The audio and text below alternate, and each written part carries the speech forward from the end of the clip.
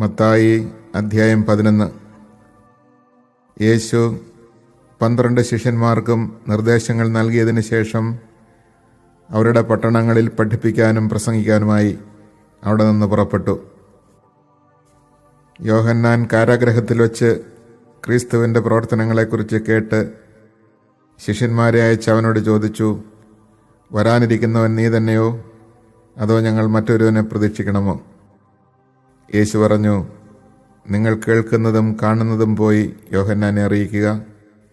അന്ധന്മാർ കാഴ്ച പ്രാപിക്കുന്നു, മുടന്തന്മാർ നടക്കുന്നു, കുഷ്ഠരോഗികൾ ശുദ്ധരാക്കപ്പെടുന്നു, ബധിരർ കേൾക്കുന്നു, മരിച്ചവർ ഉയർപ്പിക്കപ്പെടുന്നു, ദരിദ്രരോട് സുവിശേഷം പ്രസംഗിക്കപ്പെടുന്നു.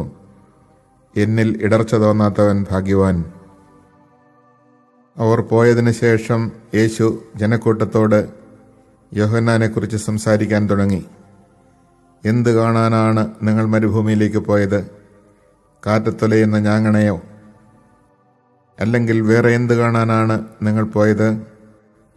മൃദുല വസ്ത്രങ്ങൾ ധരിച്ച മനുഷ്യനെയോ? മൃദുല വസ്ത്രങ്ങൾ ധരിക്കുന്നവർ രാജകൊട്ടാരങ്ങളിലാണ് ഉള്ളത്. അല്ലെങ്കിൽ പിന്നെ എന്തിനാണ് നിങ്ങൾ പോയത്?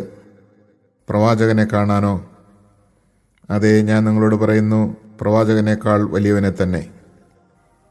ഇവനെപ്പറ്റിയാണ് ഇങ്ങനെ എഴുതിയിരിക്കുന്നത്, ഇതാ നിനക്ക് മുമ്പേ എൻ്റെ ദൂതനെ ഞാൻ അയക്കുന്നു. അവൻ നിന്റെ മുമ്പേ പോയി നിനക്ക് വഴിയൊരുക്കും. സത്യമായി ഞാൻ നിങ്ങളോട് പറയുന്നു, സ്ത്രീകളിൽ നിന്ന് ജനിച്ചവരിൽ സ്നാപയോഹന്നാനേക്കാൾ വലിയവനില്ല. എങ്കിലും സ്വർഗരാജ്യത്തിലെ ഏറ്റവും ചെറിയവൻ അവനേക്കാൾ വലിയവനാണ്. സ്നാപയോഹന്നാന്റെ നാളുകൾ മുതൽ ഇന്ന് വരെ സ്വർഗരാജ്യം ബലപ്രയോഗത്തിന് വിഷയമായിരിക്കുന്നു. ബലവാന്മാർ അത് പിടിച്ചടക്കുന്നു. യോഹന്നാൻ വരെ സകല പ്രവാചകന്മാരും നിയമവും പ്രവചനം നടത്തി. നിങ്ങൾ സ്വീകരിക്കുവാൻ തയ്യാറാണെങ്കിൽ ഇവനാണ് വരാനിരിക്കുന്ന ഏലിയ. ചെവിയുള്ളവൻ കേൾക്കട്ടെ. ഈ തലമുറയെ എന്തിനോടാണ് ഞാൻ ഉപമിക്കേണ്ടത്? ചന്തസ്ഥലത്തിരുന്ന് കൂട്ടുകാരെ വിളിച്ച്, ഞങ്ങൾ നിങ്ങൾക്ക് വേണ്ടി കുഴലൂതി, എങ്കിലും നിങ്ങൾ നൃത്തം ചെയ്തില്ല. ഞങ്ങൾ വിലാപഗാനം ആലപിച്ചു, എങ്കിലും നിങ്ങൾ വിലപിച്ചില്ല എന്ന് പറയുന്ന കുട്ടികൾക്ക് സമാനമാണ് ഈ തലമുറ. യോഹന്നാൻ ഭക്ഷിക്കാത്തവനും പാനം ചെയ്യാത്തവനുമായി വന്നു. അവൻ പിശാചുബാധിതനാണെന്ന് അപ്പോൾ അവർ പറയുന്നു. മനുഷ്യപുത്രൻ ഭക്ഷിക്കുന്നവനും പാനം ചെയ്യുന്നവനുമായി വന്നു. അപ്പോൾ അവർ പറയുന്നു, ഇതാ ഭോജനപ്രിയനും വീഞ്ഞുകുടിയനും ചുങ്കക്കാരുടെയും പാപികളുടെയും സ്നേഹിതനുമായ മനുഷ്യൻ. എങ്കിലും ജ്ഞാനം അതിൻ്റെ പ്രവൃത്തികളാൽ നീതീകരിക്കപ്പെട്ടിരിക്കുന്നു. യേശു താൻ ഏറ്റവും കൂടുതൽ അത്ഭുതങ്ങൾ പ്രവർത്തിച്ച നഗരങ്ങൾ മാനസാന്തരപ്പെടാത്തതിനാൽ അവയെ ശാസിക്കാൻ തുടങ്ങി. കൊറാസീൻ, നിനക്ക് ദുരിതം! ബത്സൈദ, നിനക്ക് ദുരിതം!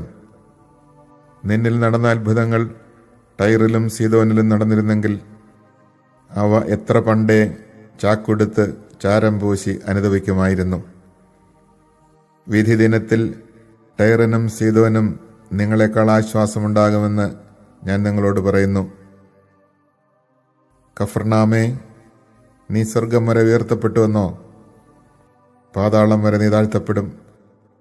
നിന്നിൽ സംഭവിച്ച അത്ഭുതങ്ങൾ സോദോമിൽ സംഭവിച്ചിരുന്നെങ്കിൽ അത് ഇന്നും നിലനിൽക്കുമായിരുന്നു. ഞാൻ നിന്നോട് പറയുന്നു, വിധി ദിനത്തിൽ സോദോമിൻ്റെ സ്ഥിതി നിന്റേതിനേക്കാൾ സഹനീയമായിരിക്കും. യേശു ഉദ്ഘോഷിച്ചു, സ്വർഗത്തിൻ്റെയും ഭൂമിയുടെയും നാഥനായ പിതാവേ, നീ ഈ കാര്യങ്ങൾ ബുദ്ധിമാന്മാരിലും വിവേകികളിലും നിന്ന് മറച്ച് ശിശുക്കൾക്ക് വെളിപ്പെടുത്തിയതിനാൽ ഞാൻ നിന്നെ സ്തുതിക്കുന്നു. അതേ പിതാവേ, ഇപ്രകാരമായിരുന്നു നിന്റെ തിരുവുള്ളം. സർവവും എൻ്റെ പിതാവ് എന്നെ ഏൽപ്പിച്ചിരിക്കുന്നു. പിതാവല്ലാതെ മറ്റാരും പുത്രനെ അറിയുന്നില്ല. പുത്രൻ ആർക്ക് വെളിപ്പെടുത്തി കൊടുക്കാൻ മനസ്സാകുന്നുവോ അവനുമല്ലാതെ മറ്റാരും പിതാവിനെയും അറിയുന്നില്ല. അധ്വാനിക്കുന്നവരും ഭാരം വഹിക്കുന്നവരുമായ നിങ്ങളെല്ലാവരും എൻ്റെ അടുക്കൽ വരുവിൻ, ഞാൻ നിങ്ങളെ ആശ്വസിപ്പിക്കാം. ഞാൻ ശാന്തശീലനും വിനീത ഹൃദയനുമാകയാൽ എൻ്റെ നുകം വഹിക്കുകയും എന്നിൽ നിന്ന് പഠിക്കുകയും ചെയ്യുവിൻ. അപ്പോൾ നിങ്ങൾക്ക് ആശ്വാസം ലഭിക്കും. എന്തെന്നാൽ എൻ്റെ നുകം വഹിക്കാൻ എളുപ്പമുള്ളതും ചുമട് ഭാരം കുറഞ്ഞതുമാണ്.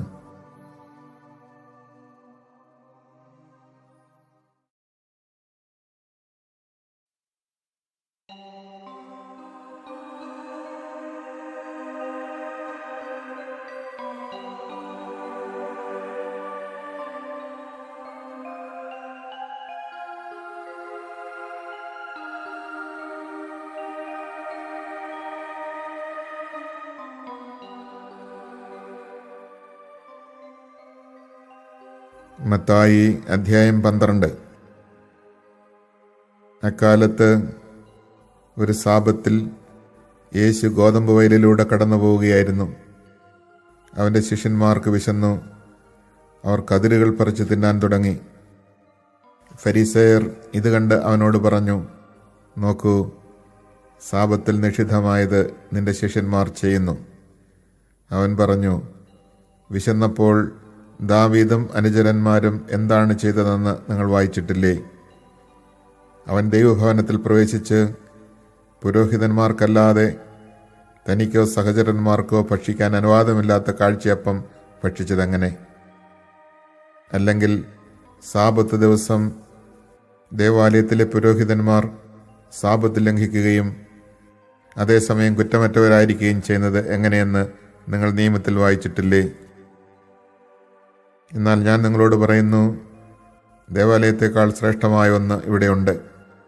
ബലിയല്ല, കരുണയാണ് ഞാൻ ആഗ്രഹിക്കുന്നത് എന്നതിൻ്റെ അർത്ഥം മനസ്സിലാക്കിയിരുന്നെങ്കിൽ നിങ്ങൾ നിരപരാധരെ കുറ്റം വിധിക്കുമായിരുന്നില്ല.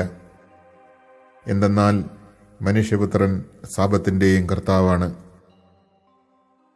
യേശു അവിടെ നിന്ന് യാത്ര തിരിച്ച് അവരുടെ സിനഗോഗിലെത്തി. അവിടെ കൈ ശോഷിച്ച ഒരുവനുണ്ടായിരുന്നു. യേശുവിൽ കുറ്റമാരോപിക്കണമെന്ന ഉദ്ദേശത്തോടെ അവർ അവനോട് ചോദിച്ചു, സാബത്തിൽ രോഗശാന്തി നൽകുന്നത് അനുവദനീയമാണോ? അവൻ പറഞ്ഞു, നിങ്ങളിൽ ആരാണ് തൻ്റെ ആട് സാബത്തിൽ കുഴിയിൽ വീണാൽ പിടിച്ചു കയറ്റാത്തത്?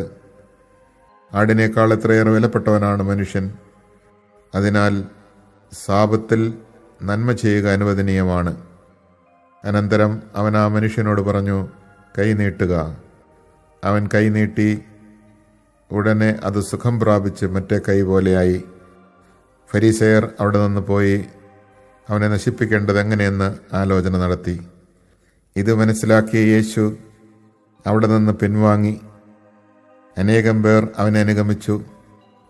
അവരെയെല്ലാം അവൻ സുഖപ്പെടുത്തി. തന്നെ പരസ്യപ്പെടുത്തരുതെന്ന് അവൻ അവരോട് കൽപ്പിച്ചു. ഇത് യെശയ്യാ പ്രവാചകൻ വഴി അരുളി ചെയ്യപ്പെട്ടത് പൂർത്തിയാകുന്നതിന് വേണ്ടിയാണ്. ഇതാ, ഞാൻ തിരഞ്ഞെടുത്ത എൻ്റെ ദാസൻ, എൻ്റെ ആത്മാവ് പ്രസാദിച്ച എൻ്റെ പ്രിയപ്പെട്ടവൻ. ഞാൻ അവൻ്റെ മേൽ എൻ്റെ ആത്മാവിനെ അയക്കും. അവൻ വിജാതീയരെ ന്യായവിധി അറിയിക്കും. അവൻ തർക്കിക്കുകയോ ബഹളം കൂട്ടുകയോ ഇല്ല. തെരുവേദികളിൽ അവൻ്റെ ശബ്ദം ആരും കേൾക്കുകയില്ല. നീതിയെ വിജയത്തിലെത്തിക്കുന്നതുവരെ അവൻ ചതഞ്ഞ ഞാങ്ങണ ഓടിക്കുകയില്ല. പുകഞ്ഞ തിരി കെടുത്തുകയില്ല. അവൻ്റെ നാമത്തിൽ വിജാതിയർ പ്രത്യാശ വയ്ക്കും. അനന്തരം അന്ധനും ഊമനുമായൊരു പിശാച് ബാധിതനെ അവർ യേശുവിൻ്റെ അടുത്ത് കൊണ്ടുവന്നു. യേശു അവനെ സുഖപ്പെടുത്തി. അവൻ സംസാരിക്കുകയും കാണുകയും ചെയ്തു. ജനക്കൂട്ടം മുഴുവൻ അത്ഭുതപ്പെട്ട് പറഞ്ഞു, ഇവനായിരിക്കുമോ ദാവീദിൻ്റെ പുത്രൻ? എന്നാൽ ഇത് കേട്ടപ്പോൾ ഫരിസേയർ പറഞ്ഞു, ഇവൻ പിശാചുക്കളുടെ തലവനായ ബേൽസെബൂലിനെ കൊണ്ട് തന്നെയാണ് പിശാചുക്കളെ ബഹിഷ്കരിക്കുന്നത്. അവരുടെ വിചാരങ്ങൾ മനസ്സിലാക്കിയ യേശു അവരോട് പറഞ്ഞു, അന്തഛിദ്രമുള്ള ഏത് രാജ്യവും നശിച്ചു പോകും. അന്തഛിദ്രമുള്ള നഗരമോ ഭവനമോ നിലനിൽക്കുകയില്ല. സാത്താൻ സാത്താനെ ബഹിഷ്കരിക്കുന്നെങ്കിൽ അവൻ തനിക്കെതിരായി തന്നെ ഭിന്നിക്കുകയാണ്. ആ സ്ഥിതിക്ക് അവൻ്റെ രാജ്യം എങ്ങനെ നിലനിൽക്കും? ബേൽസെബൂലിനെ കൊണ്ടാണ് ഞാൻ പിശാചുക്കളെ ബഹിഷ്കരിക്കുന്നതെങ്കിൽ നിങ്ങളുടെ പുത്രന്മാർ ആരെ കൊണ്ടാണ് അവയെ ബഹിഷ്കരിക്കുന്നത്? അതുകൊണ്ട് അവർ നിങ്ങളുടെ വിധികർത്താക്കളായിരിക്കും. എന്നാൽ ദൈവാത്മാവിനെ കൊണ്ടാണ് ഞാൻ പിശാചുക്കളെ ബഹിഷ്കരിക്കുന്നതെങ്കിൽ ദൈവരാജ്യം നിങ്ങളിൽ വന്നു കഴിഞ്ഞിരിക്കുന്നു. അഥവാ ശക്തനായ ഒരു മനുഷ്യന്റെ ഭവനത്തിൽ പ്രവേശിച്ച് വസ്തുക്കൾ കവർ ചെയ്യാൻ ആദ്യം തന്നെ അവനെ ബന്ധിക്കാതെ സാധിക്കുമോ? ബന്ധിച്ചാൽ കവർ ചെയ്യാൻ കഴിയും. എന്നോടുകൂടെ അല്ലാത്തവൻ എൻ്റെ എതിരാളിയാണ്. എന്നോടുകൂടെ ശേഖരിക്കാത്തവൻ ചിതറിച്ചു കളയുന്നു. അതുകൊണ്ട് ഞാൻ നിങ്ങളോട് പറയുന്നു, മനുഷ്യൻ്റെ എല്ലാ പാപവും ദൈവദൂഷണവും ക്ഷമിക്കപ്പെടും, എന്നാൽ ആത്മാവിനെതിരായ ദൂഷണം ക്ഷമിക്കപ്പെടുകയില്ല. മനുഷ്യപുത്രനെതിരായി ആരെങ്കിലും ഒരു വാക്ക് പറഞ്ഞാൽ അത് ക്ഷമിക്കപ്പെടും, എന്നാൽ പരിശുദ്ധാത്മാവിനെതിരായി ആരെങ്കിലും സംസാരിച്ചാൽ ഈ യുഗത്തിലോ വരാനിരിക്കുന്ന യുഗത്തിലോ ക്ഷമിക്കപ്പെടുകയില്ല. ഒന്നുകിൽ വൃക്ഷം നല്ലത്, ഫലവും നല്ലത്, അല്ലെങ്കിൽ വൃക്ഷം ചീത്ത, ഫലവും ചീത്ത. എന്തെന്നാൽ ഫലത്തിൽ നിന്നാണ് വൃക്ഷത്തെ മനസ്സിലാക്കുന്നത്.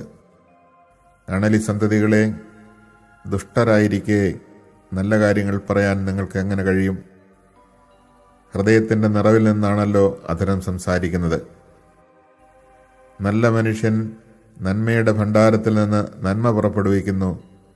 ദുഷ്ടനാകട്ടെ തിന്മയുടെ ഭണ്ഡാരത്തിൽ നിന്ന് തിന്മ പുറപ്പെടുവിക്കുന്നു.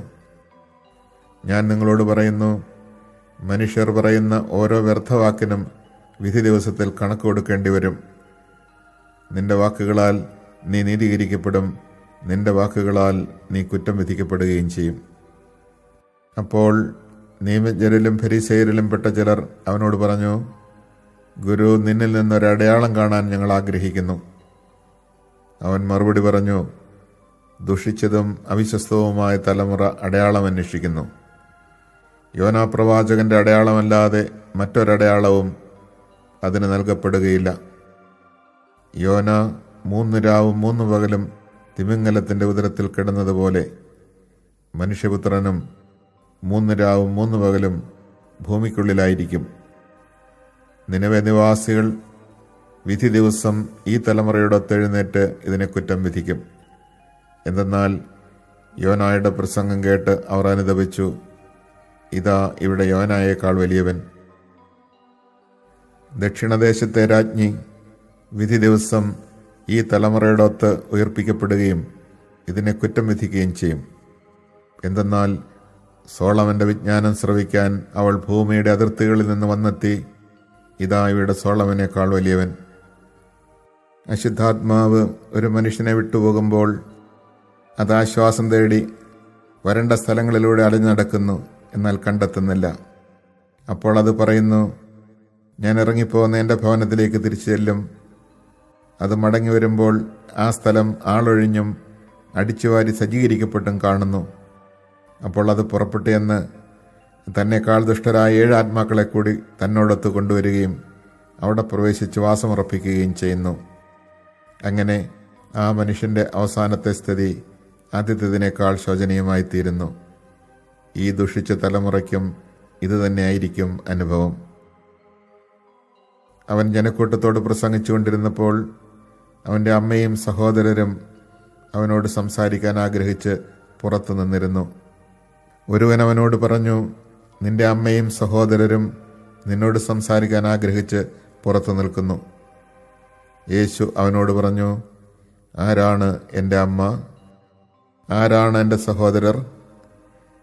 തൻ്റെ ശിഷ്യരുടെ നേരെ കൈ ചൂണ്ടിക്കൊണ്ട് അവൻ പറഞ്ഞു, ഇതാ എൻ്റെ അമ്മയും സഹോദരരും. സ്വർഗസ്ഥനായ എൻ്റെ പിതാവിൻ്റെ ഇഷ്ടം നിറവേറ്റുന്നവനാരോ അവനാണ് എൻ്റെ സഹോദരനും സഹോദരിയും അമ്മയും.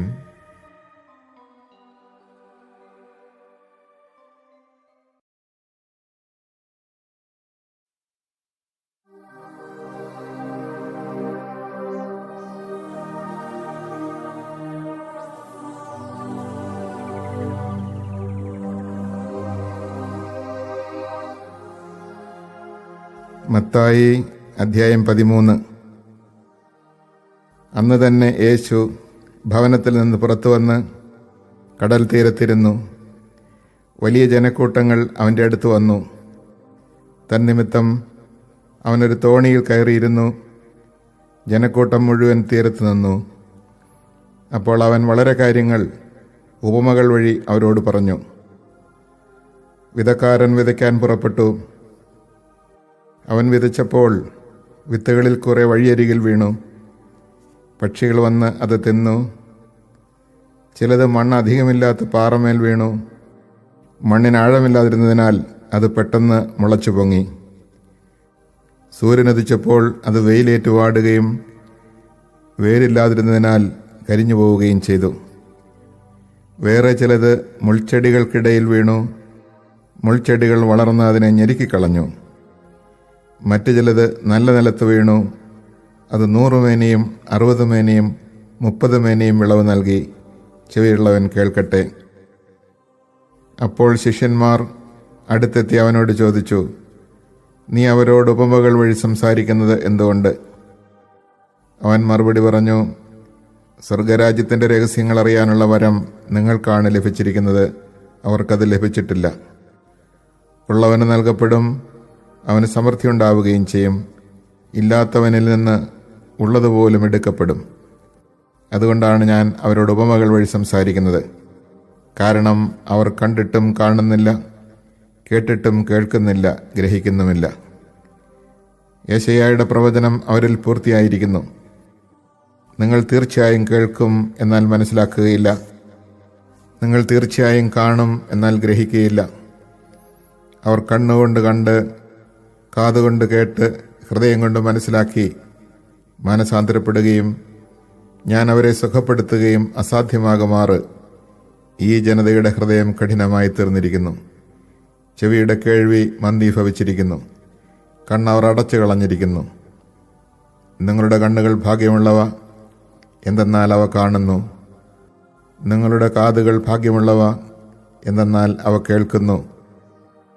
സത്യമായി ഞാൻ നിങ്ങളോട് പറയുന്നു, അനേകം പ്രവാചകന്മാരും നീതിമാന്മാരും നിങ്ങൾ കാണുന്നവ കാണാൻ ആഗ്രഹിച്ചു, എങ്കിലും കണ്ടില്ല. നിങ്ങൾ കേൾക്കുന്നവ കേൾക്കാൻ ആഗ്രഹിച്ചു, എങ്കിലും കേട്ടില്ല. അതിനാൽ വിതക്കാരൻ്റെ ഉപമ നിങ്ങൾ കേട്ടുകൊള്ളുവിൻ. രാജ്യത്തിൻ്റെ വചനം കേട്ടിട്ട് മനസ്സിലാകാതിരിക്കുന്നവനിൽ നിന്ന് അവൻ്റെ ഹൃദയത്തിൽ വിതയ്ക്കപ്പെട്ടത് ദുഷ്ടൻ വന്ന് അപഹരിക്കുന്നു. ഇതാണ് വഴിയരികിൽ വീണ വിത്ത്. വചനം കേട്ടിട്ട് ഉടനെ സസന്തോഷം സ്വീകരിക്കുകയും തന്നിൽ വേരില്ലാത്തതിനാൽ അല്പനേരം മാത്രം നിലനിന്നിട്ട് വചനത്തെ പ്രതി ക്ലേശവും പീഡയും ഉണ്ടാകുമ്പോൾ തൽക്ഷണം വീണുപോവുകയും ചെയ്യുന്നവനാണ് പാറമേൽ വീണ വിത്ത്. ഒരുവൻ വചനം ശ്രവിക്കുന്നു, എന്നാൽ ലൗകിക വ്യഗ്രതയും ധനത്തിൻ്റെ ആകർഷണവും വചനത്തെ ഞെരുക്കുകയും അത് ഫലശൂന്യമാവുകയും ചെയ്യുന്നു. ഇവനാണ് മുള്ളുകളുടെ ഇടയിൽ വീണ വിത്ത്. വചനം കേട്ട് ഗ്രഹിക്കുന്നവനാണ് നല്ല നിലത്ത് വീണ വിത്ത്. അവൻ 100 മേനിയും 60 മേനിയും 30 മേനിയും ഫലം പുറപ്പെടുവിക്കുന്നു. മറ്റൊരു ഉപമ അവൻ അവരോട് പറഞ്ഞു. ഒരുവൻ വയലിൽ നല്ല വിത്ത് വിതയ്ക്കുന്നതിനോട് സ്വർഗരാജ്യത്തെ ഉപമിക്കാം. ആളുകൾ ഉറക്കമായപ്പോൾ അവൻ്റെ ശത്രു വന്ന് ഗോതമ്പിനിടയിൽ കള വിതച്ചിട്ട് കടന്നു കളഞ്ഞു. ചെടികൾ വളർന്ന് കതിരായപ്പോൾ കളകളും പ്രത്യക്ഷപ്പെട്ടു. വേലക്കാർ ചെന്ന് വീട്ടുടമസ്ഥനോട് ചോദിച്ചു, യജമാനനെ, നീ വയലിൽ നല്ല വിത്തല്ലേ വിതച്ചത്? പിന്നെ കളകളുണ്ടായത് എവിടെ നിന്ന്? അവൻ പറഞ്ഞു, ശത്രുവാണ് ഇത് ചെയ്തത്. വേലക്കാർ ചോദിച്ചു, ഞങ്ങൾ പോയി കളകൾ പറിച്ചു കൂട്ടട്ടെ? അവൻ പറഞ്ഞു, വേണ്ട. കളകൾ പറിച്ചെടുക്കുമ്പോൾ അവയോടൊപ്പം ഗോതമ്പ് ചെടികളും നിങ്ങൾ പിഴുതു കളഞ്ഞെന്ന് വരും. കൊയ്ത്തുവരെ അവ രണ്ടും ഒരുമിച്ച് വളരട്ടെ. കൊയ്ത്തുകാലത്ത് ഞാൻ കൊയ്ത്തുകാരോട് പറയും, ആദ്യമേ കളകൾ ശേഖരിച്ച് തീയിൽ ചുട്ടുകളയുവാൻ അവ കെട്ടുകളാക്കി വയ്ക്കുവിൻ. ഗോതമ്പ് എൻ്റെ ധാന്യപ്പുരയിൽ സംഭരിക്കുവിൻ. വേറൊരു ഉപമ അവൻ അവരോട് പറഞ്ഞു. സ്വർഗരാജ്യം ഒരുവൻ വയലിൽ പാകിയ കടുകുമണിക്ക് സദൃശ്യം. അത് എല്ലാ വിത്തിനെയും കാൾ ചെറുതാണ്. എന്നാൽ വളർന്നു കഴിയുമ്പോൾ അത് മറ്റ് ചെടികളെക്കാൾ വലുതായി ആകാശപ്പറവകൾ വന്ന് അതിൻ്റെ ശിഖരങ്ങളിൽ ചേക്കേറാൻ തക്കവിധം മരമായി തീരുന്നു.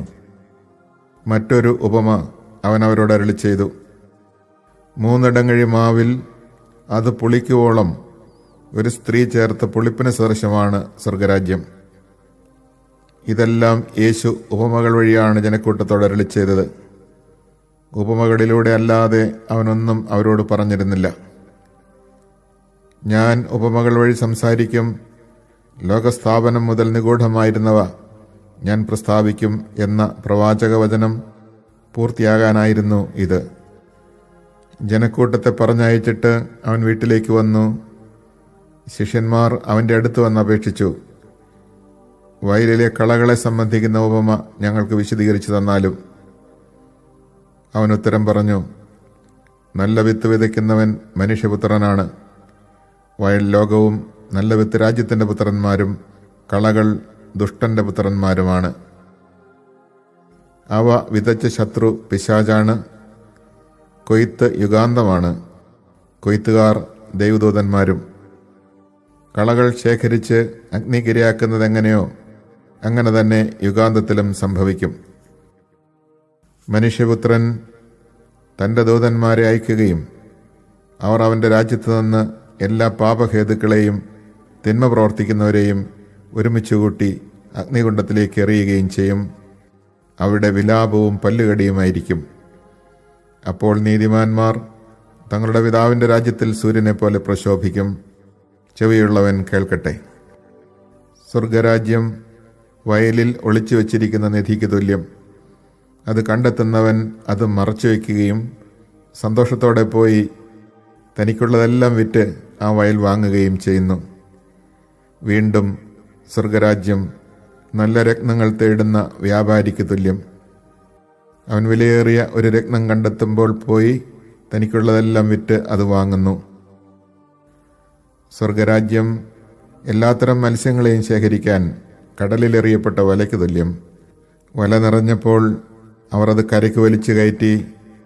അവർ അവിടെ ഇരുന്ന് നല്ല മത്സ്യങ്ങൾ പാത്രത്തിൽ ശേഖരിക്കുകയും ചീത്ത മത്സ്യങ്ങൾ പുറത്തേക്ക് എറിയുകയും ചെയ്തു. യുഗാന്തത്തിലും ഇതുപോലെ സംഭവിക്കും. ദൈവദൂതന്മാർ ദുഷ്ടന്മാരെ നീതിമാന്മാരിൽ നിന്ന് വേർതിരിക്കുകയും അഗ്നികുണ്ഡത്തിലേക്ക് എറിയുകയും ചെയ്യും. അവിടെ വിലാപവും പല്ലുകടിയുമായിരിക്കും. നിങ്ങൾ ഇതെല്ലാം ഗ്രഹിച്ചുവോ? അവൻ ചോദിച്ചു. ഉവ്വ്, അവർ ഉത്തരം പറഞ്ഞു.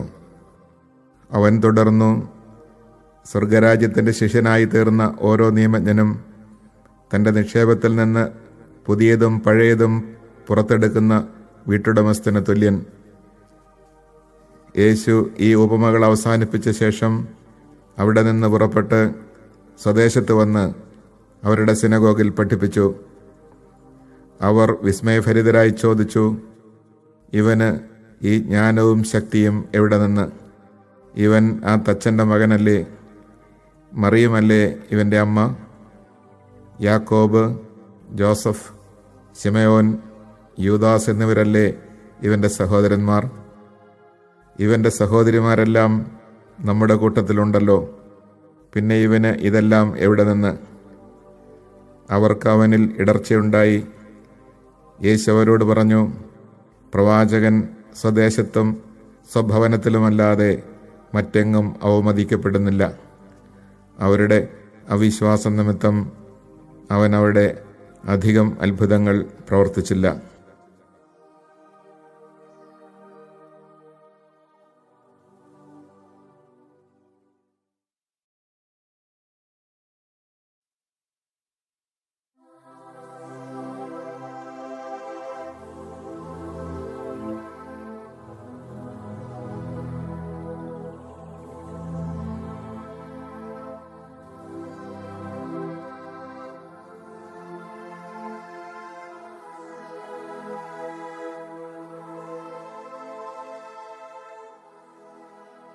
മത്തായി അധ്യായം 14. അക്കാലത്ത് സാമന്തരാജാവായ ഹെറോദസ് യേശുവിൻ്റെ കീർത്തിയെപ്പറ്റി കേട്ടിട്ട് തൻ്റെ സേവകന്മാരോട് പറഞ്ഞു, ഇവൻ സ്നാപക യോഹന്നാനാണ്. മരിച്ചവരിൽ നിന്ന് അവൻ ഉയർപ്പിക്കപ്പെട്ടിരിക്കുന്നു. അതുകൊണ്ടാണ് ഈ ശക്തി ഇവനിൽ പ്രവർത്തിക്കുന്നത്. ഹെറോദസ് യോഹന്നാനെ ബന്ധിച്ച് കാരാഗൃഹത്തിൽ അടച്ചിരുന്നു. സ്വന്തം സഹോദരനായ പീലിപ്പോസിൻ്റെ ഭാര്യയായ ഹെറോദിയ നിമിത്തമാണ് അവൻ ഇത് ചെയ്തത്. എന്തെന്നാൽ യോഹന്നാൻ അവനോട് പറഞ്ഞിരുന്നു, അവളെ നീ സ്വന്തമാക്കുന്നത് നിയമാനുസൃതമല്ല. ഹെറോദേസിന് അവനെ വധിക്കണമെന്നുണ്ടായിരുന്നു. എങ്കിലും അവൻ ജനങ്ങളെ ഭയപ്പെട്ടു. എന്തെന്നാൽ അവർ യോഹന്നാനെ പ്രവാചകനായി പരിഗണിച്ചിരുന്നു. ഹെറോദേസിന്റെ ജന്മദിനത്തിൽ ഹെറോദിയായുടെ പുത്രി രാജസദസ്സിൽ നൃത്തം ചെയ്ത് അവനെ സന്തോഷിപ്പിച്ചു. തന്മൂലം അവൾ ചോദിക്കുന്നതെന്തും നൽകാമെന്ന് രാജാവ് അവളോട് ആണയിട്ട് വാഗ്ദാനം ചെയ്തു. അവൾ അമ്മയുടെ നിർദ്ദേശമനുസരിച്ച് പറഞ്ഞു, സ്നാപക യോഹന്നാന്റെ ശിരസ് ഒരു തളികയിൽ വെച്ച് എനിക്ക് തരിക. രാജാവ് ദുഃഖിതനായി. എങ്കിലും തൻ്റെ ശപഥത്തെയും അതിഥികളെയും പരിഗണിച്ച് അത് അവൾക്ക് നൽകാൻ അവൻ ആജ്ഞാപിച്ചു. അവൻ കാരാഗൃഹത്തിൽ ആളയച്ച് യോഹന്നാന്റെ തല വെട്ടിയെടുത്തു. അത് ഒരു തളികയിൽ വെച്ച് പെൺകുട്ടിക്ക് നൽകി. അവൾ അത് അമ്മയുടെ അടുത്തേക്ക് കൊണ്ടുപോയി. അവൻ്റെ ശിഷ്യർ ചെന്ന് മൃതശരീരം എടുത്ത് സംസ്കരിച്ചു. അനന്തരം അവർ യേശുവിനെ വിവരമറിയിച്ചു. യേശു ഇത് കേട്ട് അവിടെ നിന്ന് പിൻവാങ്ങി വഞ്ചിയിൽ കയറി തനിച്ച് ഒരു വിജനസ്ഥലത്തേക്ക് പോയി. ഇതറിഞ്ഞ ജനക്കൂട്ടം പട്ടണങ്ങളിൽ നിന്ന് കാൽനടയായി അവനെ പിന്തുടർന്നു. അവൻ കരക്കിറങ്ങിയപ്പോൾ വലിയൊരു ജനക്കൂട്ടത്തെ കണ്ടു.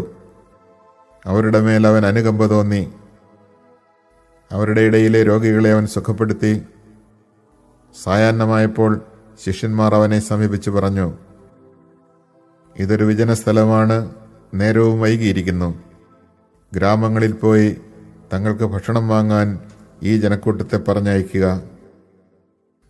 എന്നാൽ യേശു പറഞ്ഞു, അവർ പോകേണ്ടതില്ല, നിങ്ങൾ തന്നെ അവർക്ക് ഭക്ഷണം കൊടുക്കുവിൻ. അവർ പറഞ്ഞു, 5 അപ്പവും 2 മത്സ്യവും മാത്രമേ ഇവിടെ ഞങ്ങളുടെ പക്കലുള്ളൂ. അവൻ പറഞ്ഞു, അതെൻ്റെ അടുത്ത് കൊണ്ടുവരിക. അവൻ ജനക്കൂട്ടത്തോട് പുൽത്തകടിയിൽ ഇരിക്കാൻ കൽപ്പിച്ചതിന് ശേഷം ആ 5 അപ്പവും 2 മത്സ്യവും എടുത്ത് സ്വർഗത്തിലേക്ക് നോക്കി ആശീർവദിച്ച് അപ്പം മുറിച്ച് ശിഷ്യന്മാരെ ഏൽപ്പിച്ചു. അവർ അത് ജനങ്ങൾക്ക് വിളമ്പി. അവരെല്ലാവരും ഭക്ഷിച്ച് തൃപ്തരായി. ബാക്കി വന്ന കഷണങ്ങൾ 12 കൊട്ട നിറയെ അവർ ശേഖരിച്ചു. ഭക്ഷിച്ചവർ സ്ത്രീകളും കുട്ടികളും ഒഴികെ 5000-ഓളം പുരുഷന്മാർ ആയിരുന്നു. ജനസഞ്ചയത്തെ പിരിച്ചുവിടുമ്പോഴേക്കും തനിക്ക് മുമ്പേ വഞ്ചിയിൽ കയറി മറുകരയ്ക്ക് പോകാൻ യേശു ശിഷ്യന്മാരെ നിർബന്ധിച്ചു. അവൻ ജനക്കൂട്ടത്തെ പിരിച്ചുവിട്ടതിന് ശേഷം ഏകാന്തതയിൽ പ്രാർത്ഥിക്കാൻ മലയിലേക്ക് കയറി. രാത്രിയായപ്പോഴും അവൻ അവിടെ തനിച്ചായിരുന്നു. ഇതിനിടെ വഞ്ചി കരയിൽ നിന്ന് ഏറെ ദൂരം അകന്നു കഴിഞ്ഞിരുന്നു. കാറ്റ് പ്രതികൂലമായിരുന്നതിനാൽ തിരമാലകളിൽപ്പെട്ട് അത് വല്ലാതെ ഉലഞ്ഞു. രാത്രിയുടെ 4-ാം യാമത്തിൽ അവൻ കടലിന്മീതെ നടന്ന് അവരുടെ അടുത്തേക്ക് ചെന്നു. അവൻ കടലിനുമീതെ നടക്കുന്നത് കണ്ട് ശിഷ്യന്മാർ പരിഭ്രാന്തരായി. ഇതാ ഭൂതം എന്ന് പറഞ്ഞ് ഭയനിമിത്തം നിലവിളിച്ചു. ഉടനെ അവൻ അവരോട് സംസാരിച്ചു, ധൈര്യമായിരിക്കുവിൻ, ഞാനാണ്, ഭയപ്പെടേണ്ട. പത്രോസ് അവനോട് പറഞ്ഞു, കർത്താവെ, അങ്ങാണെങ്കിൽ ഞാൻ ജലത്തിന് മീതെ കൂടി അങ്ങയുടെ അടുത്തേക്ക് വരാൻ കൽപ്പിക്കുക. വരൂ, അവൻ പറഞ്ഞു. പത്രോസ് വഞ്ചിയിൽ നിന്നിറങ്ങി വെള്ളത്തിന് മുകളിലൂടെ യേശുവിൻ്റെ അടുത്തേക്ക് നടന്നു ചെന്നു. എന്നാൽ കാറ്റ് ആഞ്ഞടിക്കുന്നത് കണ്ട് അവൻ ഭയന്നു. ജലത്തിൽ മുങ്ങിത്താഴാൻ തുടങ്ങിയപ്പോൾ അവൻ നിലവിളിച്ചു പറഞ്ഞു, കർത്താവെ, രക്ഷിക്കണേ. ഉടനെ യേശു കൈ നീട്ടി അവനെ പിടിച്ചുകൊണ്ട് പറഞ്ഞു, അല്പവിശ്വാസി, നീ സംശയിച്ചതെന്ത്? അവർ വഞ്ചിയിൽ കയറിയപ്പോൾ കാറ്റ് ശമിച്ചു. വഞ്ചിയിലുണ്ടായിരുന്നവർ അവനെ ആരാധിച്ചുകൊണ്ട്, സത്യമായും നീ ദൈവപുത്രനാണ് എന്ന് പറഞ്ഞു. അവർ കടൽ കടന്ന് ഗനേസറത്തിലെത്തി. അവിടുത്തെ ജനങ്ങൾ അവനെ തിരിച്ചറിഞ്ഞ് ചുറ്റുമുള്ള നാട്ടിലെല്ലാം ആളയച്ച് സകല രോഗികളെയും അവൻ്റെ അടുത്ത് കൊണ്ടുവന്നു. അവൻ്റെ വസ്ത്രത്തിൻ്റെ വിളിമ്പിൽ ഒന്ന് തൊടാനെങ്കിലും അനുവദിക്കണമെന്ന് അവർ അവനോട് അപേക്ഷിച്ചു. സ്പർശിച്ചവരെല്ലാം സുഖം പ്രാപിക്കുകയും ചെയ്തു.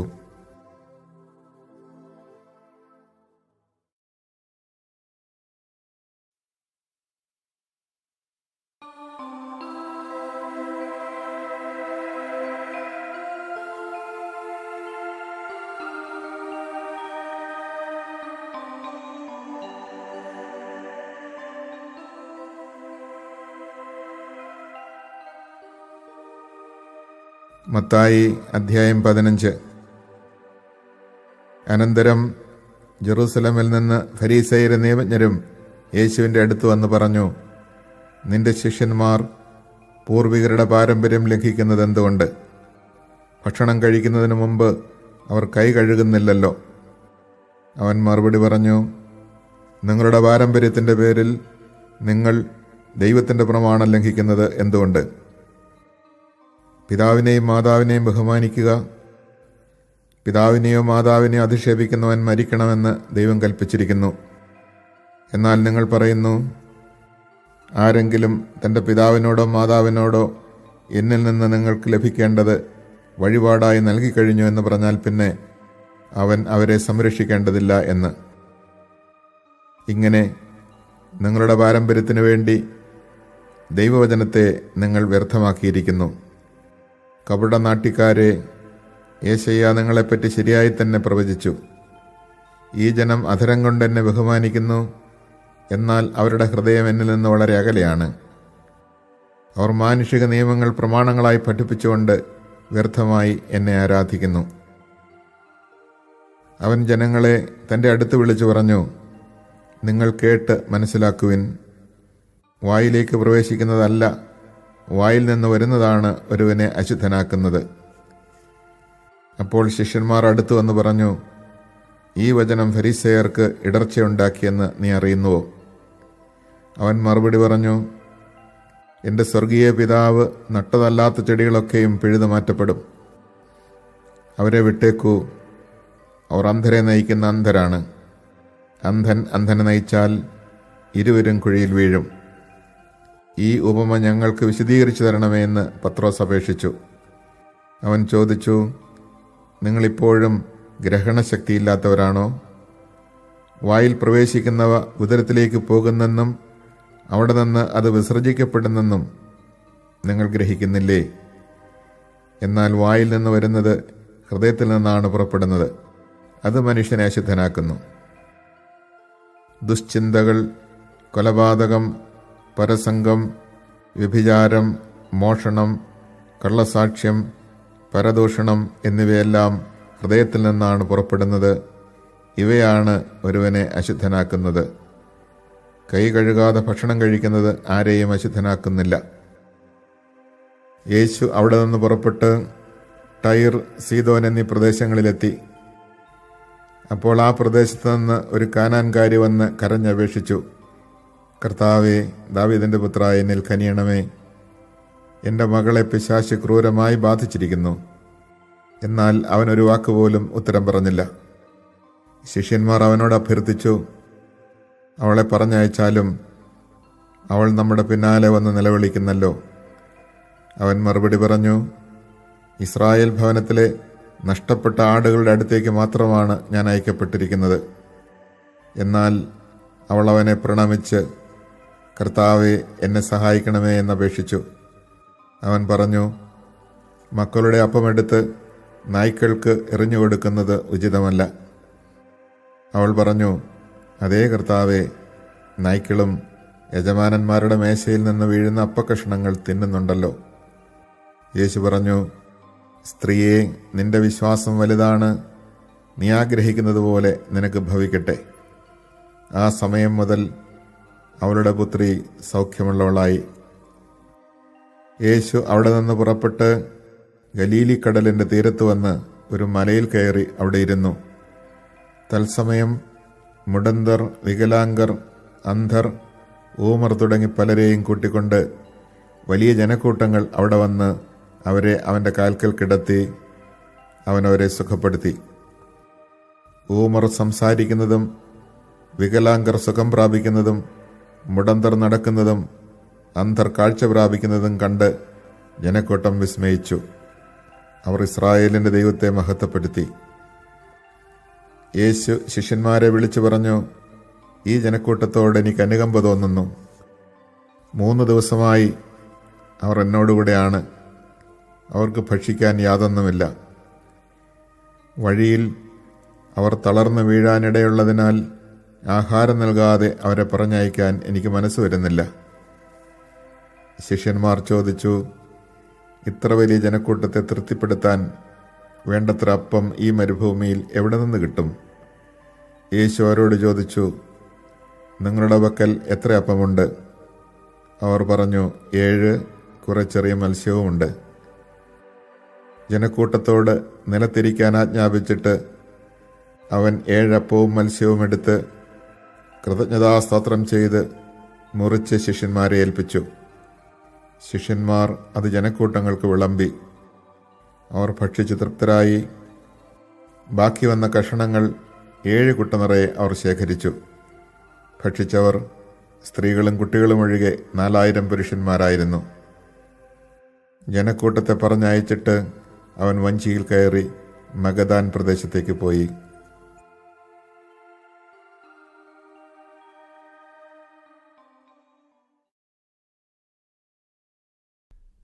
Chapter 11. When Jesus finished giving these commands to his 12 disciples, he went away from that place to teach and to preach in their towns.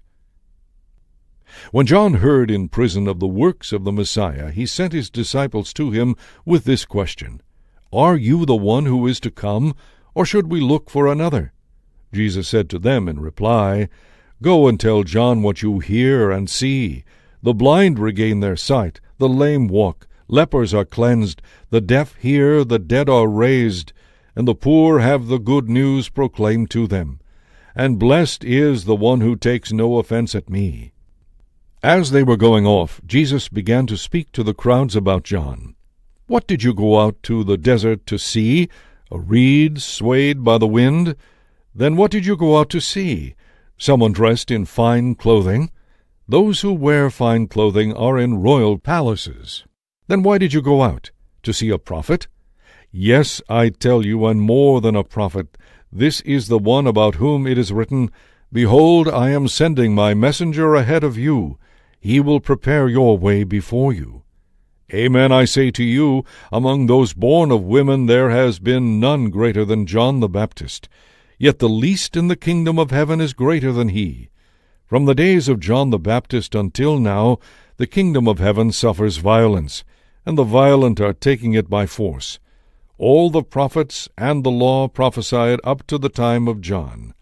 And if you are willing to accept it, he is Elijah, the one who is to come.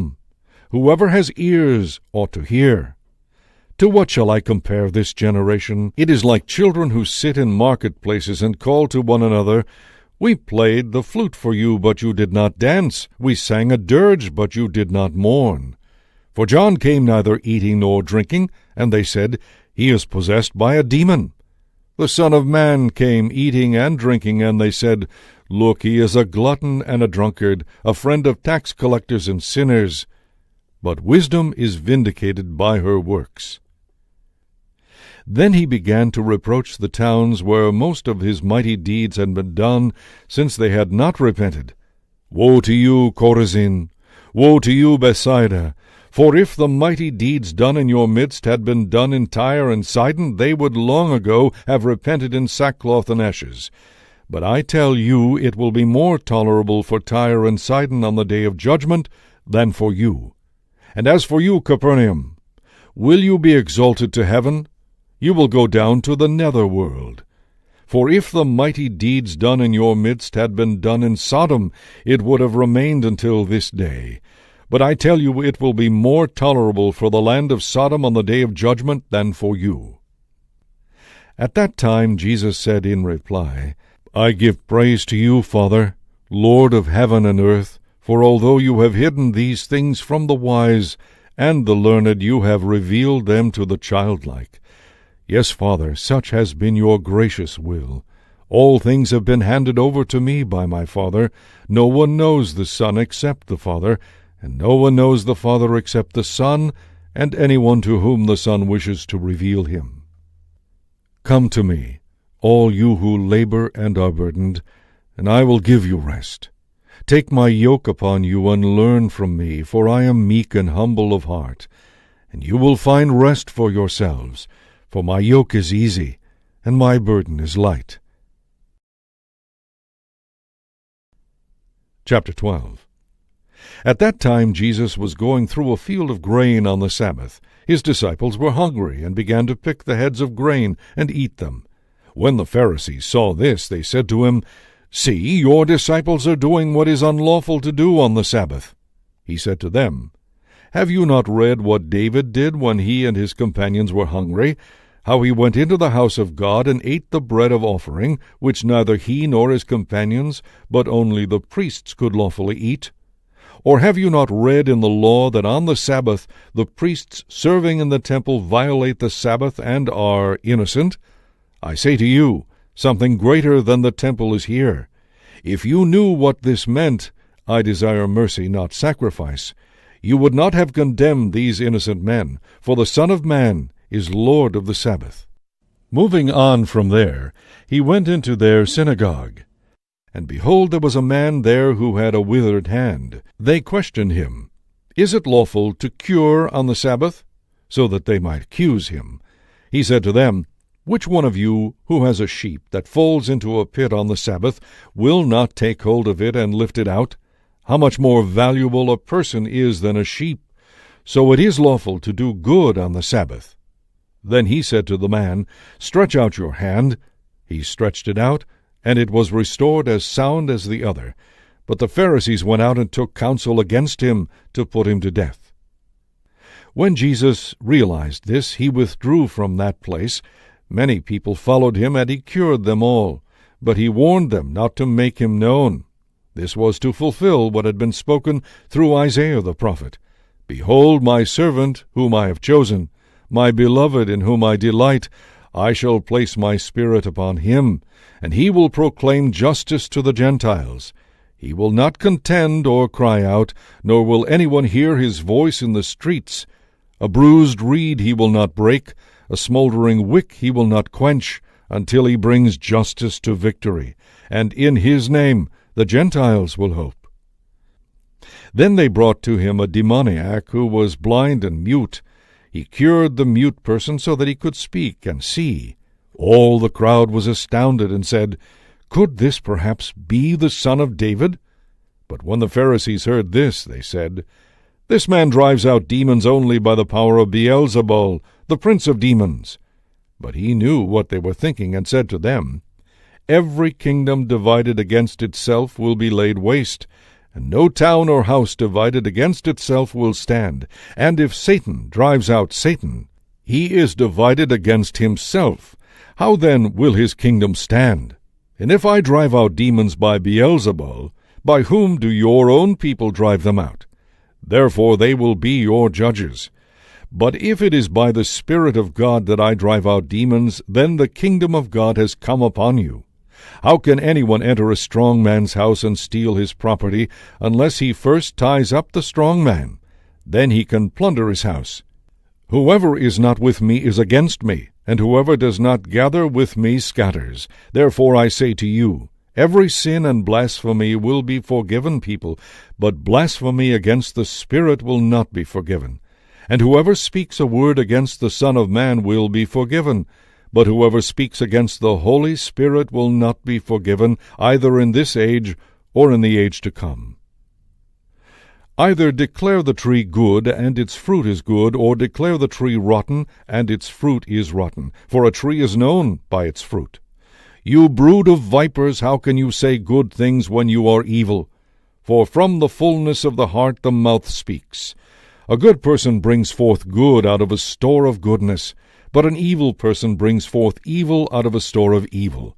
I tell you, on the day of judgment, people will render an account for every careless word they speak. By your words you will be acquitted, and by your words you will be condemned. Then some of the scribes and Pharisees said to him, Teacher, we wish to see a sign from you. He said to them in reply, An evil and unfaithful generation seeks a sign, but no sign will be given it except the sign of Jonah the prophet. Just as Jonah was in the belly of the whale 3 days and 3 nights, so will the Son of Man be in the heart of the earth 3 days and 3 nights. At the judgment the men of Nineveh will arise with this generation and condemn it, because they repented at the preaching of Jonah, and there is something greater than Jonah here. At the judgment, the queen of the south will arise with this generation and condemn it, because she came from the ends of the earth to hear the wisdom of Solomon, and there is something greater than Solomon here. When an unclean spirit goes out of a person, it roams through arid regions, searching for rest, but finds none. Then it says, I will return to my home from which I came. But upon returning it finds it empty, swept clean, and put in order. Then it goes and brings back with itself 7 other spirits, more evil than itself, and they move in and dwell there. And the last condition of that person is worse than the first. Thus it will be with this evil generation. While he was still speaking to the crowds, his mother and his brothers appeared outside, wishing to speak with him.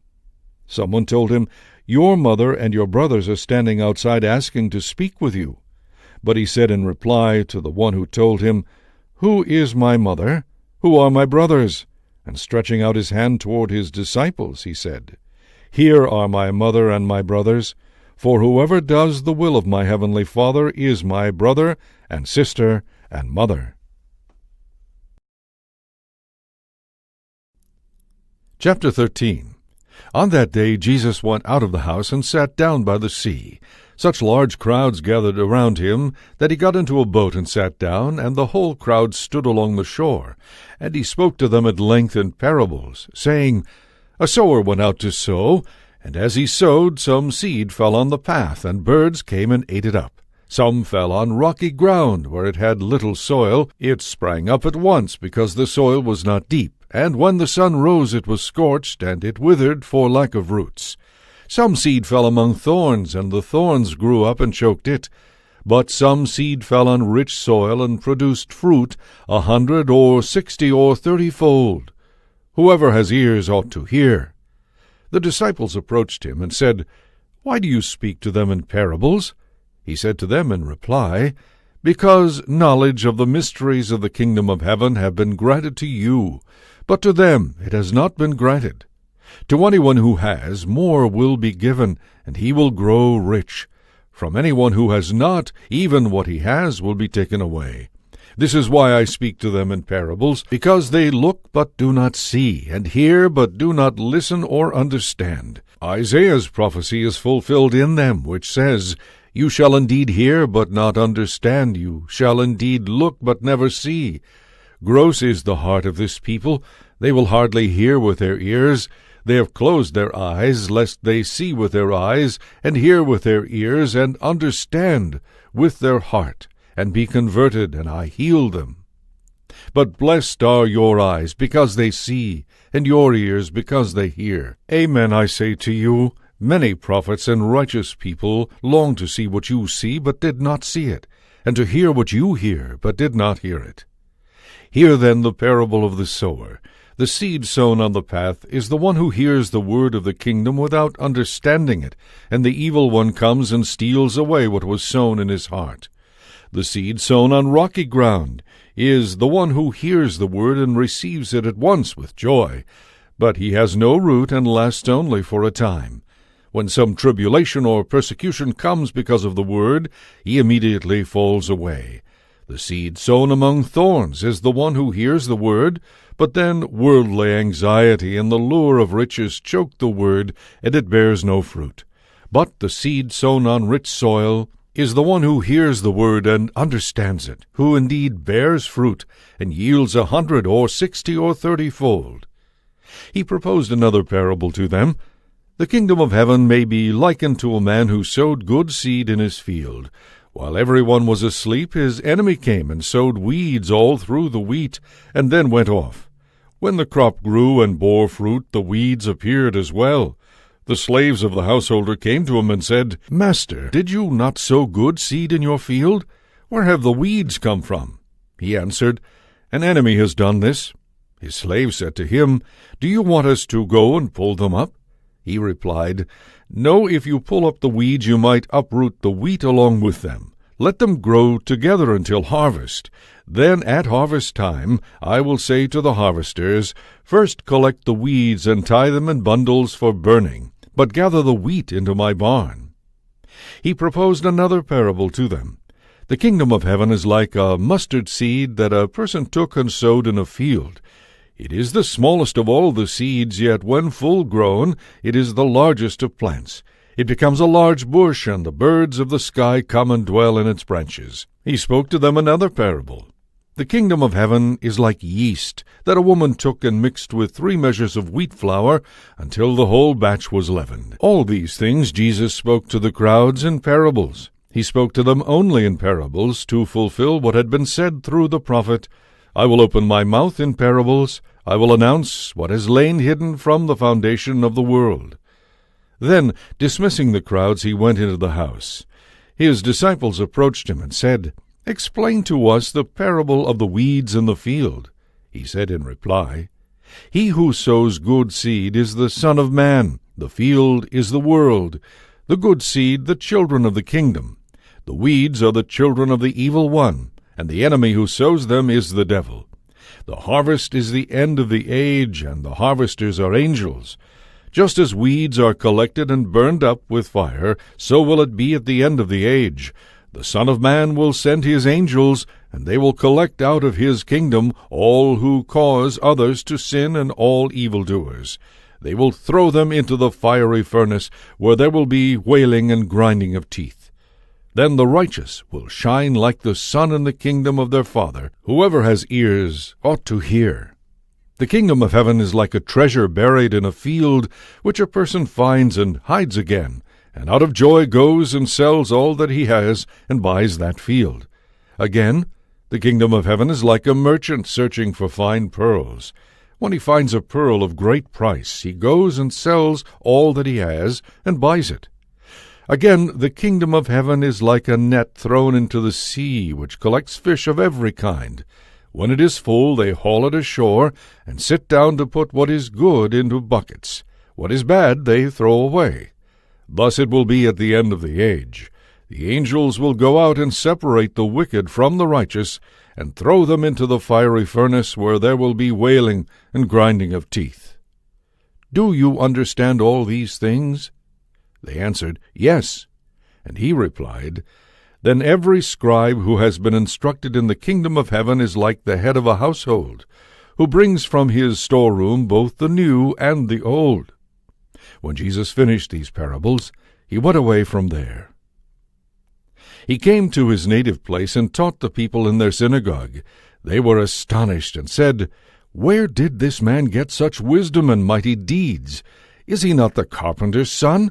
Is not his mother named Mary, and his brothers James, Joseph, Simon, and Judas? Are not his sisters all with us? Where did this man get all this?" And they took offense at him. But Jesus said to them, "A prophet is not without honor except in his native place and in his own house." And he did not work many mighty deeds there because of their lack of faith. Chapter 14. At that time Herod the Tetrarch heard of the reputation of Jesus, and said to his servants, "This man is John the Baptist. He has been raised from the dead. That is why mighty powers are at work in him." Now Herod had arrested John, bound him, and put him in prison on account of Herodias, the wife of his brother Philip. For John had said to him, "It is not lawful for you to have her." Although he wanted to kill him, he feared the people, for they regarded him as a prophet. But at a birthday celebration for Herod, the daughter of Herodias performed a dance before the guests, and delighted Herod so much that he swore to give her whatever she might ask for. Prompted by her mother, she said, "Give me here on a platter the head of John the Baptist." The king was distressed, but because of his oaths and the guests who were present, he ordered that it be given, and he had John beheaded in the prison. His head was brought in on a platter and given to the girl, who took it to her mother. His disciples came and took away the corpse and buried him, and they went and told Jesus. When Jesus heard of it, he withdrew in a boat to a deserted place by himself. The crowds heard of this and followed him on foot from their towns. When he disembarked and saw the vast crowd, his heart was moved with pity for them, and he cured their sick. When it was evening, the disciples approached him and said, "This is a deserted place, and it is already late. Dismiss the crowd so that they can go to the villages and buy food for themselves." Jesus said to them, there is no need for them to go away. Give them some food yourselves. But they said to him, 5 loaves and 2 fish are all we have here. Then he said, Bring them here to me. And he ordered the crowds to sit down on the grass.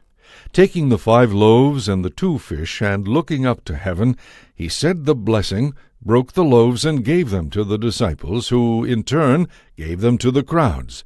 They all ate, and were satisfied, and they picked up the fragments left over, 12 wicker baskets full. Those who ate were about 5,000 men, not counting women and children. Then he made the disciples get into the boat and precede him to the other side, while he dismissed the crowds. After doing so, he went up on the mountain by himself to pray. When it was evening, he was there alone. Meanwhile the boat, already a few miles offshore, was being tossed about by the waves, for the wind was against it. During the 4th watch of the night, he came toward them, walking on the sea. When the disciples saw him walking on the sea, they were terrified. "It is a ghost," they said, and they cried out in fear. At once Jesus spoke to them, "Take courage, it is I, do not be afraid." Peter said to him in reply, "Lord, if it is you, command me to come to you on the water." He said, "Come." Peter got out of the boat and began to walk on the water toward Jesus. But when he saw how strong the wind was, he became frightened, and beginning to sink, he cried out, "Lord, save me!" Immediately Jesus stretched out his hand and caught him, and said to him, "O you of little faith, why did you doubt?" After they got into the boat, the wind died down. Those who were in the boat did him homage, saying, "Truly, you are the Son of God." After making the crossing, they came to land at Gennesaret. When the men of that place recognized him, they sent word to all the surrounding country. People brought to him all those who were sick, and begged him that they might touch only the tassel on his cloak, and as many as touched it were healed. Chapter 15. Then Pharisees and scribes came to Jesus from Jerusalem and said, "Why do your disciples break the tradition of the elders? They do not wash their hands when they eat a meal." He said to them in reply, "Why do you break the commandment of God for the sake of your tradition? For God said, 'Honor your father and your mother,' and whoever curses father or mother shall die. But you say, 'Whoever says to father or mother, any support you might have had from me is dedicated to God, need not honor his father.' You have nullified the word of God for the sake of your tradition. Hypocrites! Well did Isaiah prophesy about you when he said, 'This people honors me with their lips, but their hearts are far from me. In vain do they worship me, teaching as doctrines human precepts.'" He summoned the crowd and said to them, "Hear and understand. It is not what enters one's mouth that defiles that person, but what comes out of the mouth is what defiles one." Then his disciples approached and said to him, "Do you know that the Pharisees took offense when they heard what you said?" He said in reply, "Every plant that my heavenly Father has not planted will be uprooted. Let them alone. They are blind guides of the blind. If a blind person leads a blind person, both will fall into a pit." Then Peter said to him in reply, "Explain this parable to us." He said to them, "Are even you still without understanding? Do you not realize that everything that enters the mouth passes into the stomach and is expelled into the latrine? But the things that come out of the mouth come from the heart, and they defile. For from the heart come evil thoughts, murder, adultery, unchastity, theft, false witness, blasphemy. These are what defile a person, but to eat with unwashed hands does not defile." Then Jesus went from that place and withdrew to the region of Tyre and Sidon. And behold, a Canaanite woman of that district came and called out, "Have pity on me, Lord, Son of David. My daughter is tormented by a demon." But he did not say a word in answer to her. His disciples came and asked him, "Send her away, for she keeps calling out after us." He said in reply, "I was sent only to the lost sheep of the house of Israel." The woman came and did him homage, saying, "Lord, help me." He said in reply, "It is not right to take the food of the children and throw it to the dogs." She said, Please, Lord, for even the dogs eat the scraps that fall from the table of their masters. Then Jesus said to her in reply, O woman, great is your faith. Let it be done for you as you wish. And her daughter was healed from that hour. Moving on from there, Jesus walked by the Sea of Galilee, went up on the mountain, and sat down there. Great crowds came to him, having with them the lame, the blind, the deformed, the mute, and many others. They placed them at his feet, and he cured them. The crowds were amazed when they saw the mute speaking, the deformed made whole, the lame walking, and the blind able to see, and they glorified the God of Israel. Jesus summoned his disciples and said, My heart is moved with pity for the crowd, for they have been with me now for 3 days and have nothing to eat. I do not want to send them away hungry, for fear they may collapse on the way. The disciples said to him, Where could we ever get enough bread in this deserted place to satisfy such a crowd? Jesus said to them, How many loaves do you have? 7, they replied, and a few fish.